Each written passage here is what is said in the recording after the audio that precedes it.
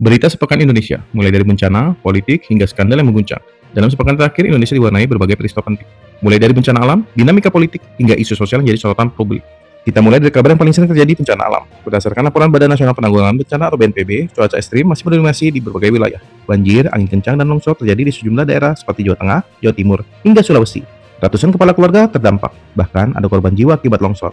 Ini menjadi pengingat bahwa perubahan cuaca ekstrim masih menjadi ancaman nyata di Indonesia. Berlanjut ke isu politik dan pemerintahan, Presiden Prabowo Subianto menjadi sorotan setelah melakukan kunjungan penting ke Rusia dan bertemu dengan Vladimir Putin. Pertemuan ini diyakini membahas kerjasama strategis di tengah situasi geopolitik global yang memanas. Di dalam negeri, pemerintah juga menghadapi tekanan soal pengelolaan sampah. Isu ini kembali ramai setelah muncul janji pemerintah untuk menyelesaikan persoalan sampah dalam 3 tahun ke depan. Namun, banyak pihak menilai solusi harus dimulai dari hulu, bukan hanya penanganan di hilir. Masuk ke isu hukum dan kriminalitas, aparat berhasil mengungkap berbagai kasus besar, mulai dari peredaran narkoba, bernilai puluhan miliar rupiah, hingga dugaan korupsi dan jual beli jabatan di daerah.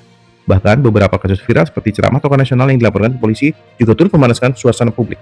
Di sisi lain, isu sosial dan pendidikan juga tak kalah penting. Penurunan kualitas literasi masyarakat kembali menjadi perhatian, terutama karena pengaruh media sosial yang semakin kuat. Banyak pihak menilai Indonesia sedang menghadapi tantangan serius dalam menjaga kualitas berpikir generasi muda.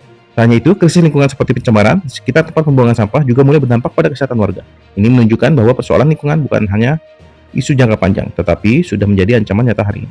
Dan yang cukup menghebohkan, muncul laporan soal kemungkinan kerjasama militer yang memungkinkan pesawat asing melintasi wilayah udara Indonesia tanpa izin per kasus. Isu ini memicu perdebatan soal kedaulatan negara dan transparansi kebijakan pemerintah. Dari bencana alam hingga dinamika politik, dari krisis lingkungan sampai isu kedaulatan, sepekan terakhir menunjukkan satu hal, Indonesia sedang bergerak cepat tapi juga menghadapi tantangan besar di berbagai sisi.